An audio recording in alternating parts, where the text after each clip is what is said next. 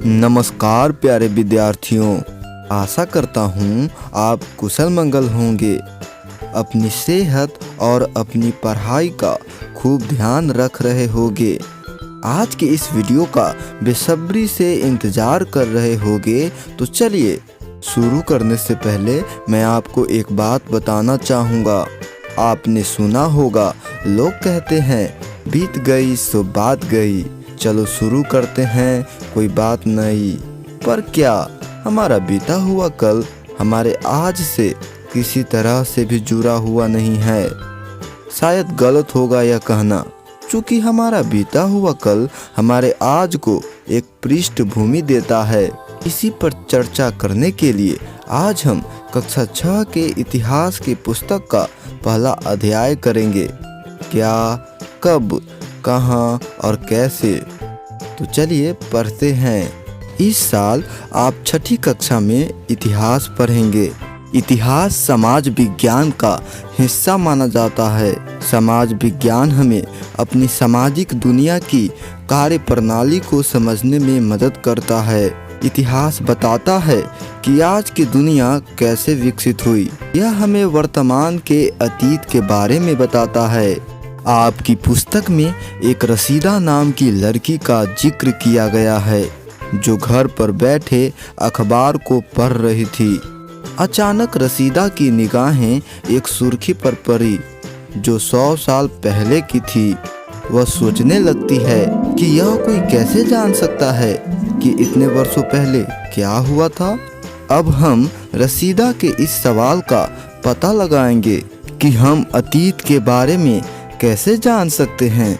यह जानना बहुत आसान होता है कि कल क्या हुआ था। कल के बारे में हम रेडियो पर सुन सकते हैं, टेलीविज़न पर देख सकते हैं या फिर अखबारों में पढ़ सकते हैं। पिछले साल क्या हुआ था, इसके बारे में भी हम किसी ऐसे व्यक्ति से बात कर सकते हैं जिसे उस समय की स्मृति हो। लेकिन बहुत पहले क्या हुआ था, यह हम कैसे जान सकते हैं? हम अतीत के बारे में बहुत कुछ जान सकते हैं, जैसे लोग क्या खाते थे, वे कपड़े कैसे पहनते थे, किन किन घरों में रहते थे। हम शिकारियों, पशुपालकों, शासकों, व्यापारियों, पुरोहितों, शिल्पकारों, कलाकारों, संगीतकारों या फिर वैज्ञानिकों के जीवन के बारे में जानकारियां हासिल कर सकते हैं। आधुनिक भारत दक्षिण एशिया में आता है। इसके साथ बच्चों, दक्षिण एशिया में आधुनिक भारत के अलावा पाकिस्तान, बांग्लादेश, नेपाल, भूटान और श्रीलंका आता है। अफगानिस्तान, ईरान, चीन तथा म्यांमार दक्षिण एशिया के पड़ोसी देशों को दर्शाता है। दक्षिण एशिया एक महाद्वीप से छोटा है, लेकिन विशालता तथा बाकी एशिया से समुद्र, पहाड़ियों तथा पर्वतों से बटे होने के कारण इसे उपमहाद्वीप कहा जाता है। अब हम यह पता लगाएंगे कि प्राचीन काल में कई लाखों वर्ष पहले लोग कहाँ रहते थे, किन फसलों को उपजाते थे, किन पशुओं को पालते थे और लोगों ने कौन कौन से नए नगर बसाए थे। आपकी पुस्तक में भारत के मानचित्र को दर्शाया गया है। इस मानचित्र में भारत में बहने वाली नदियों तथा पर्वत श्रृंखलाओं को दर्शाया गया है। आपके पुस्तक में दिए गए मानचित्र में नर्मदा नदी के बारे में बात करेंगे। नर्मदा नदी को रीवा नदी के नाम से भी जाना जाता है। इससे पहले नर्मदा नदी का नाम नर्मदा था। नर्मदा नदी भारत के मध्य में बहती है। नर्मदा नदी को मध्य प्रदेश और गुजरात की जीवन रेखा भी कहा जाता है। कई लाख वर्ष पहले लोग इस नदी के किनारे पर रहते थे। यहाँ पर रहने वाले आरंभिक में से कुछ लोग कुशल संग्राहक थे, जो आसपास के जंगलों की विशाल संपदा से परिचित थे। अपने भोजन के ये लोग जड़ों, फलों तथा जंगल के अन्य उत्पादों का संग्रह किया करते थे। यहाँ के लोग जंगलों में शिकार भी किया करते थे। अब हम मानचित्र में दिए गए उत्तर पश्चिम की सुलेमान और किरथर पहाड़ियों की बात करेंगे। सुलेमान पर्वत दक्षिण पूर्वी अफगानिस्तान और पश्चिमी पाकिस्तान के बलूचिस्तान प्रांत के उत्तर भाग में स्थित एक पर्वत श्रृंखला है। सुलेमान पर्वत ईरान के पठार का पूर्वी छोर है और भौगोलिक रूप से उसे भारतीय उपमहाद्वीप से विभाजित करता है। इस श्रृंखला के सबसे प्रसिद्ध शिखर बलूचिस्तान में स्थित है। सुलेमान श्रृंखला से क्षेत्र की दो मुख्य नदियां निकलती हैं, डोरी नदी और गोमल नदी। किरथर पर्वत सिंध तथा बलूचिस्तान में झालावान क्षेत्र की सीमा पर स्थित एक पर्वत श्रेणी है। क्षेत्र में कुछ ऐसे स्थान हैं जहां 8000 वर्ष पूर्व यहां के लोगों ने सबसे पहले गेहूं तथा जौ जैसे फसलों को उपजाना आरंभ किया। इन लोगों ने भेड़, बकरी और गाय बैल जैसे पशुओं को पालना शुरू किया। यह लोग अक्सर गांवों में रहते थे। अब हम मानचित्र के उत्तर पूर्वी में गारो पहाड़ियाँ और मध्य में विंध्य पहाड़ियों पर चर्चा करेंगे। गारो पर्वत भारत के मेघालय राज्य में छोटे पहाड़ों की श्रृंखला है, जिसके अंतर्गत मेघालय के 3 जिले आते हैं, पूर्वी, पश्चिमी और दक्षिणी गारो हिल्स। यह मेघालय में गारो घासी श्रृंखला का हिस्सा है।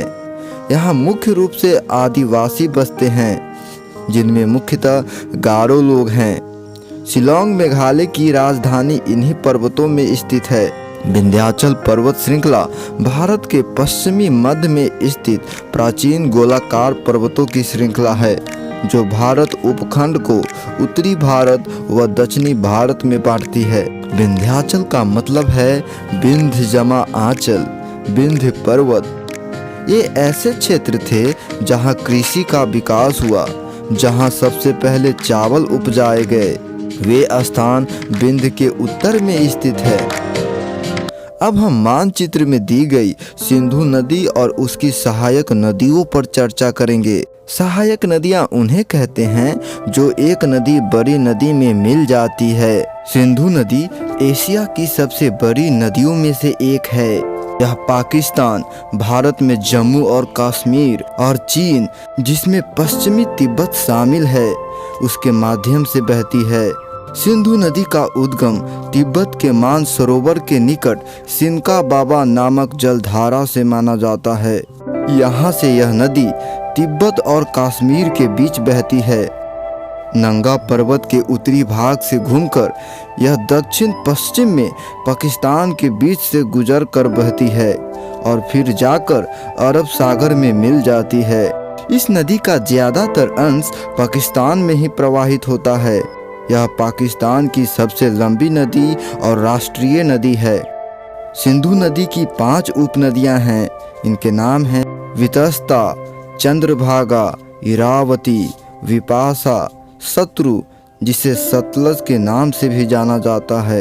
ये 5 उपनदियां हैं। इनमें शत्रु सबसे बड़ी उपनदी है।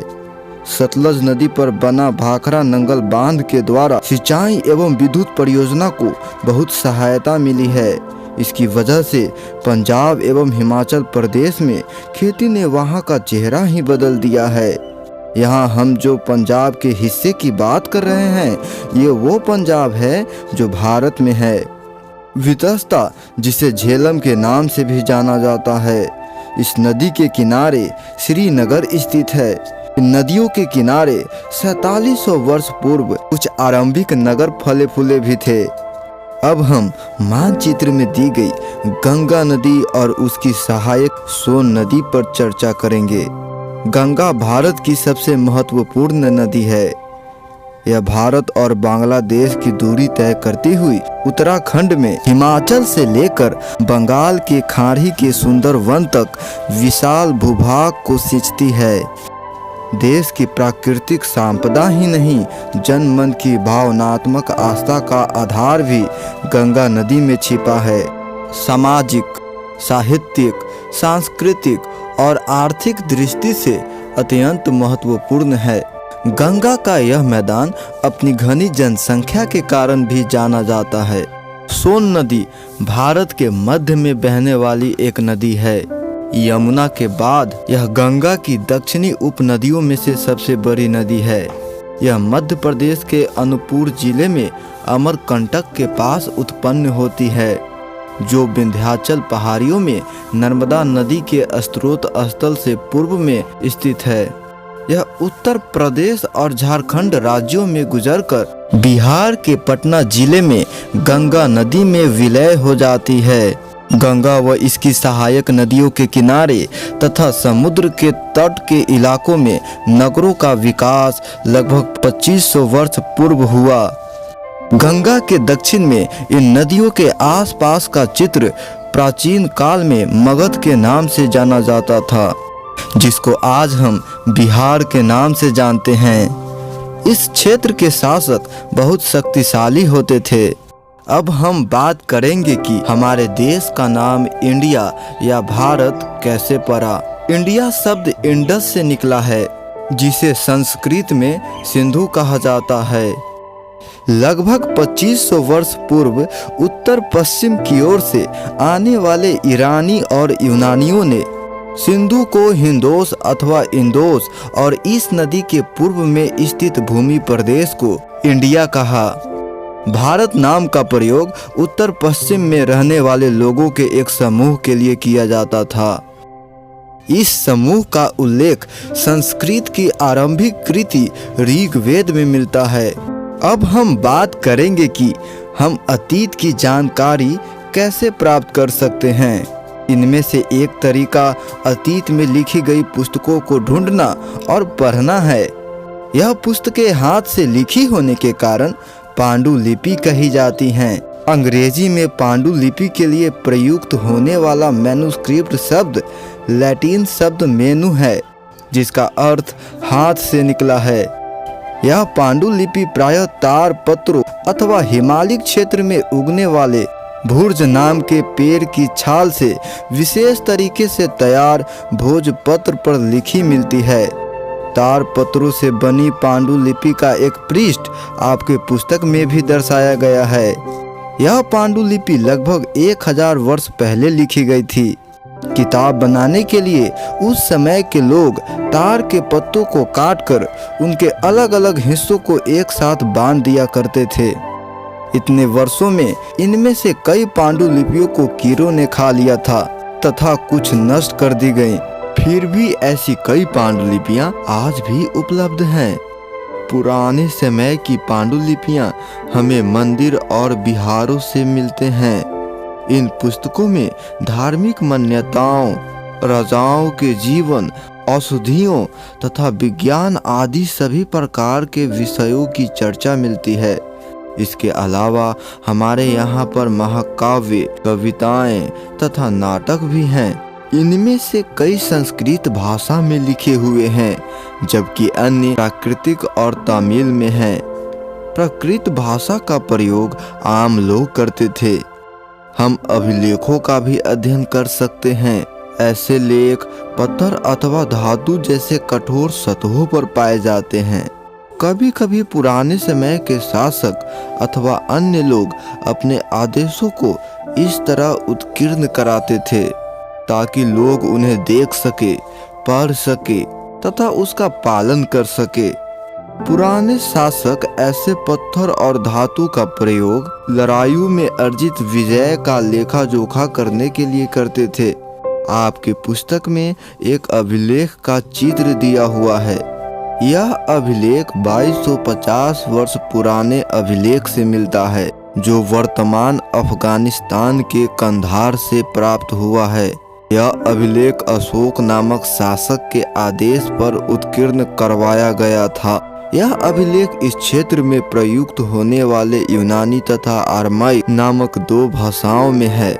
चलिए अब जानते हैं एक पांडुलिपि और एक अभिलेख में क्या अंतर होता है। सबसे पहला अंतर आता है इनकी विशेषता। पांडुलिपि ऐसा दस्तावेज है जो हाथ से लिखा जाता है। अभिलेख किसी पत्थर या चट्टान पर खोदी गई लिखित रचना को कहते हैं। पांडुलिपियां नरम सतह जैसे तार के पत्ते, भुर्ज वृक्ष की छाल, कागज, चम्र पत्र पर लिखा जाता है, जिसका संरक्षण मुश्किल होता है। परंतु वहीं अभिलेख कठोर सतहों पर लिखे जाते हैं, जैसे कि चट्टानों, पत्थर, गुफाओं, खंभे आदि। इसलिए यह टिकाऊ और संरक्षण के लिए कोई विशेष प्रयास की आवश्यकता नहीं होती। पांडुलिपियों के कुछ उदाहरण हैं: वेद, पुराण, अभिज्ञान शाकुंतलम, संगम साहित्य तथा कौटिल्य का अर्थशास्त्र। वहीं अभिलेखों के उदाहरण हैं अशोक शिलालेख, इलाहाबाद स्तंभ, बोध गया का महानमन शिलालेख, दिल्ली का लौ स्तंभ आदि। हमें कई वस्तुएं ऐसे भी मिलती हैं जो अतीत में बनी और प्रयोग में लाई जाती थी। ऐसी वस्तु का अध्ययन करने वाले पुरातत्वविद कहलाते हैं। पुरातत्वविद पत्थर और ईंट से बनी इमारतों के अवशेषों, चित्रों तथा मूर्तियों का अध्ययन करते हैं। वह औजारों, हथियारों, बर्तनों, आभूषणों तथा सिक्कों की प्राप्ति के लिए छानबीन तथा खुदाई भी करते हैं। इनमें से कुछ वस्तुएं पत्थर, पक्की मिट्टी तथा कुछ धातु की बनी होती है। ऐसे तत्व कठोर तथा जल्दी नष्ट न होने वाले होते हैं। पुरातत्वविद जानवरों, चिड़ियों तथा मछलियों के हड्डियां ढूंढते हैं। इनसे उन्हें यह जानने को मिलती है कि अतीत में लोग क्या खाते थे। पांडुलिपियां अभिलेखों तथा पुरातत्व से ज्ञात जानकारियों के लिए इतिहासकार स्रोत शब्द का इस्तेमाल करते हैं, जैसे कि पशुपालकों तथा कृषकों का जीवन राजाओं तथा रानियों के जीवन से भिन्न था। व्यापारियों का जीवन शिल्पकारों के जीवन से भिन्न था। हम जानते हैं कि उस समय भी देश के अलग अलग क्षेत्रों में लोग अलग अलग व्यवहारों और रीति रिवाजों का पालन करते थे। जैसे कि आज भी हम अंडमान के लोगों से बात करेंगे तो वहाँ के लोग आज भी अपना भोजन मछलियाँ पकड़कर, शिकार करके तथा फल फूल के संग्रह द्वारा प्राप्त करते हैं। इसके विपरीत शहरों में रहने वाले लोग खाद्य आपूर्ति के लिए लोग उन व्यक्तियों पर निर्भर रहते हैं। इसके अलावा इतिहास में एक अलग ही भेद है। उस समय शासक अपनी विजय का लेखा जोखा करते थे। यही कारण है कि हम इतिहास में उन शासकों तथा उनके द्वारा लड़ी जाने वाली लड़ाइयों के बारे में काफ़ी कुछ जानते हैं, जबकि आम लोगों की जिंदगी जैसे शिकारी, मछुआरे, संग्राहक, कृषि तथा पशुपालक जैसे अपने कार्यों का लेखा जोखा नहीं रखते थे। पुरातत्व की सहायता से हमें उनके जीवन को जानने में मदद मिलती है, लेकिन हम उनके जीवन के बारे में बहुत कुछ नहीं जान पाते, परंतु बहुत कुछ जानना चाहते हैं और बहुत कुछ जानना शेष रह जाता है। इस पाठ के अंत में एक अज्ञात लिपि का अर्थ निकालने की प्रक्रिया है।